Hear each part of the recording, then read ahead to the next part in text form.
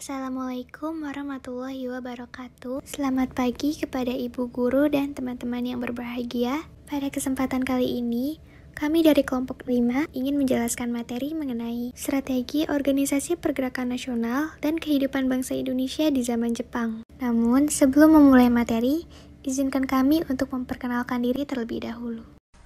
Perkenalkan, nama saya Shiragin Quinsa. Saya Ebi Rahmat Andika. Nama saya Hikmah Sahli. Nama saya Natasha.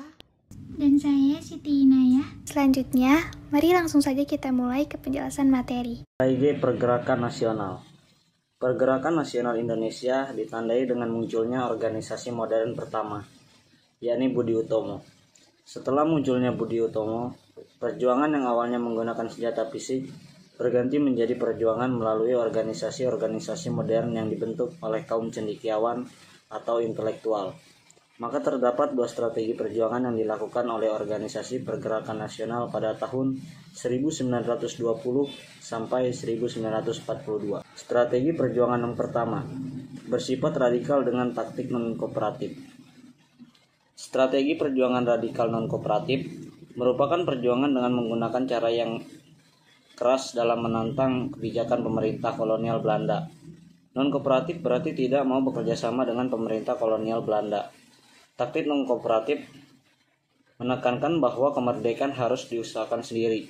Berbagai organisasi radikal di Indonesia antara lain Serikat Islam, Pemimpin Indonesia, Partai Komunis Indonesia, Partai Nasional Indonesia, dan PNI.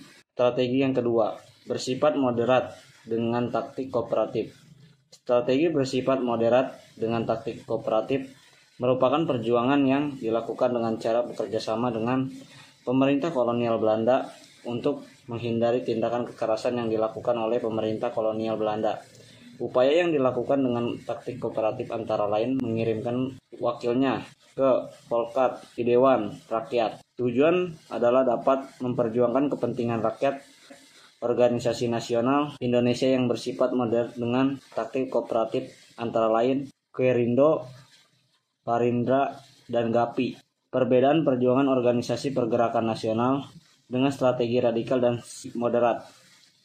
A. Cara perjuangan yang dilakukan kalau radikal tidak mau bekerja sama dengan Belanda, sedangkan kooperatif mau bekerja sama dengan Belanda. Organisasi bersifat radikal menginginkan langsung kemerdekaan politik, sedangkan moderat menginginkan kemerdekaan ekonomi terlebih dahulu baru kemerdekaan politik. Kehidupan bangsa Indonesia zaman penduduk Jepang. Masa penduduk Jepang di Indonesia adalah masa yang sangat berpengaruh bagi perkembangan kehidupan bangsa Indonesia. Masa penduduk Jepang yang sangat singkat, yaitu 3,5 tahun, telah menorehkan masa-masa kelam dalam perjalanan sejarah bangsa Indonesia karena kekejaman yang tidak mengenal peri kemanusiaan. Mengutip buku sejarah Pergerakan Nasional tulisan Fakhrudin Mutakin PKK 2015-78, kedatangan Jepang diawali oleh kekalahan Belanda. Kemudian tentara Jepang sengaja berdiam guna menarik simpati rakyat Indonesia. Namun setelah menduduki tanah air, Jepang memberlakukan sejumlah kebijakan yang menimbulkan penderitaan untuk rakyat Indonesia. Secara garis besar, kehidupan bangsa Indonesia pada masa pendudukan Jepang. Yang pertama, kehidupan sosial. Luasnya daerah pendudukan menyebabkan Jepang memerlukan tenaga kerja yang sebanyak-banyaknya untuk membangun sarana pertahanan. Tenaga tersebut diperoleh dari desa-desa di Jawa melalui suatu sistem kerja paksa yang dikenal dengan Romusa. Romusa ini dikoordinasi melalui program Kinroshi atau kerja bakti. Romusa adalah sistem kerja yang paling kejam selama bangsa Indonesia ini dijajah. Tetapi, pada awalnya pembentukan Romusa ini mendapat sambutan baik dari rakyat Indonesia. Justru, banyak yang bersedia untuk jadi sukarelawan. Namun, semua itu berubah ketika kebutuhan Jepang untuk berperang meningkat. Pengerahan Romusa menjadi sebuah keharusan, bahkan paksaan. Hal tersebut membuat rakyat kita menjadi sangsara. Selain bekerja di Indonesia, rakyat kita juga dikerja paksakan sampai ke luar negeri. Semua dipaksa bekerja sepanjang hari, tanpa diimbangi upah dan fasilitas hidup yang layak. Akibatnya, banyak dari mereka yang tidak kembali lagi ke kampung halaman karena sudah meninggal dunia. Selain Romusa, Jepang juga membentuk Jugun Lanfu. Jugunlanfu adalah tenaga kerja perempuan yang direkrut dari berbagai negara Asia seperti Indonesia, Cina, dan Korea. Perempuan-perempuan ini dijadikan perempuan penghibur bagi tentara Jepang. Sekitar 200.000 perempuan Asia dipaksa menjadi Jugunlanfu. Yang kedua, aspek ekonomi. Sewaktu Indonesia masih di bawah penjajahan Jepang, Jepang menerapkan sistem ekonomi perang dan sistem autarki, yaitu memenuhi kebutuhan daerah sendiri dan menunjang kegiatan perang. Jepang menerapkan sistem pengawasan ekonomi secara ketat dengan sanksi pelanggaran yang sangat berat. Pengawasan tersebut diterapkan pada penggunaan dan peredaran sisa-sisa persediaan barang. Saat itu, Jepang merasa penting untuk menguasai sumber-sumber bahan mentah dari berbagai wilayah Indonesia. Konsekuensinya, tugas rakyat beserta semua kekayaan dikorbankan untuk kepentingan perang. Hal ini jelas amat menyengsarakan rakyat baik fisik maupun material. Sistem ekonomi perang ini mengakibatkan munculnya penyitaan pabrik, perkebunan, bank, hingga beberapa perusahaan. Lebih lanjut, hal tersebut berdampak pada terjadinya penurunan produksi pangan, kelaparan, sampai kemiskinan. 3. Aspek budaya. Pada bidang ini, masyarakat Indonesia dipaksa untuk melakukan penghormatan kepada Tenoheka, kaisar yang dianggap sebagai keturunan Dewa Matahari. Ritual tersebut dilakukan dengan membungkukkan badan tepat ke arah kaisar yang berada di arah matahari terbit, dikenal sebagai budaya Seikere. Kala membungkukkan badan, masyarakat juga disuruh untuk menyanyikan lagu kebangsaan negara Jepang, yakni Kimigayo. Kebiasaan yang sudah terkesan asing dalam budaya Indonesia ini pada akhirnya ditentang oleh beberapa ulama, bahkan hingga memunculkan pertempuran. Berikut potongan gambar pada film Sang Kiai, menggambarkan kondisi saat tentara Jepang menangkap ulama-ulama yang menolak Seikere. 4. Aspek pendidikan. Pada masa pendudukan Jepang, pendidikan dapat dibilang mengalami kemajuan, yakni tidak ada diskriminasi antara laki-laki dan perempuan. Lagi serta dibentuknya sistem tahap SD, SMP, dan SMA. Semua kalangan pun dapat mengakses pendidikan, tidak seperti masa Hindia Belanda, hanya kalangan atas saja yang dapat mengakses. Akan tetapi, sistem pendidikan yang dibangun oleh Jepang itu memfokuskan pada kebutuhan perang.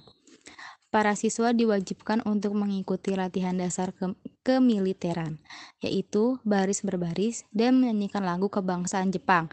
Dan tetapi secara jumlah sekolahnya menurun sangat drastis, dari semulanya 21.500 menjadi 13.500. Aspek politik. Pada masa pendudukan Jepang, pemerintah Jepang selalu mengajak bekerjasama golongan-golongan nasionalis. Saat itu, golongan nasionalis selalu dicurigai. Golongan nasionalis mau bekerja sama dengan pemerintahan Jepang karena Jepang banyak membebaskan pemimpin nasional Indonesia dari penjara, seperti Soekarno-Hatta dan juga Syahrir. Lalu, kenapa Jepang mengajak kerjasama golongan nasionalis Indonesia? Karena Jepang menganggap bahwa golongan nasionalis Indonesia ini memiliki pengaruh besar terhadap masyarakat Indonesia. Wakil Kepala Staf Tentara ke-16, yaitu Jenderal Harada Yasukazu, bertemu dengan Hatta untuk menyatakan bahwa Jepang tidak ingin menjajah bangsa Indonesia, melainkan ingin membebaskan bangsa Asia. Karena itulah, Hatta menerima ajakan kerjasama Jepang. Akan tetapi, Syahrir dan Dr. Cipto Mangunkusumo tidak menerima tawaran kerjasama Jepang. Karena itu, kemudian Jepang mengeluarkan undang-undang yang terkait pada bidang politik yang justru banyak merugikan bangsa Indonesia. Beberapa di antaranya adalah: yang pertama, Undang-Undang Nomor 2 Tanggal 8 Maret 1942 mengenai larangan kepada orang Indonesia untuk berserikat dan berkumpul. Yang kedua, Undang-Undang Nomor 3 Tanggal 10 Mei 1942 mengenai larangan kepada orang-orang Indonesia untuk memperbincangkan pergerakan atau propaganda perihal peraturan dan susunan negara. Yang ketiga, Undang-Undang Tanggal 22 Juli 1942 mengenai larangan pendirian organisasi yang bersifat politik. Dan pada saat itu, Jepang mengendalikan seluruh organisasi nasional. Dan berikut adalah organisasi-organisasi buatan Jepang. Pertama, organisasi politik bentukan Jepang yang terdiri dari yang pertama yaitu Gerakan 3A. Gerakan ini disebut Gerakan 3A karena semboyannya adalah Nippon Pelindung Asia, Nippon Cahaya Asia, Nippon Pemimpin Asia, dan dipimpin oleh Syamsuddin Ashab. 2. Pusat Tenaga Rakyat. Pusat Tenaga Rakyat atau yang biasa disingkat dengan PUTERA berdiri pada tanggal 16 April 1943 sebagai harapan dapat menarik perhatian bangsa Indonesia agar membantu pasukan Jepang dalam setiap peperangan. 3. Pembela Tanah Air. PETA merupakan sebuah organisasi bentukan Jepang dengan keanggotaannya berisi pemuda-pemuda Indonesia. Dalam organisasi ini, para pemuda bangsa Indonesia dididik latihan kemiliteran dari pasukan Jepang. Tujuan awalnya pembentukan organisasi PETA ini adalah untuk memenuhi kepentingan peperangan Jepang di Lautan Pasifik. Lalu ada pun organisasi semi-militer bentukan Jepang yang terdiri dari 6.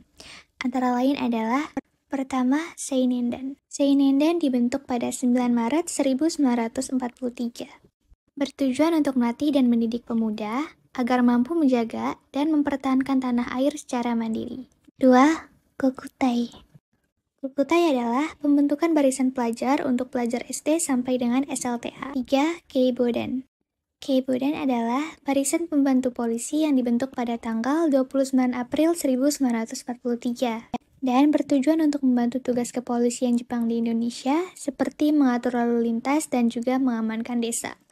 4. Chibakutai.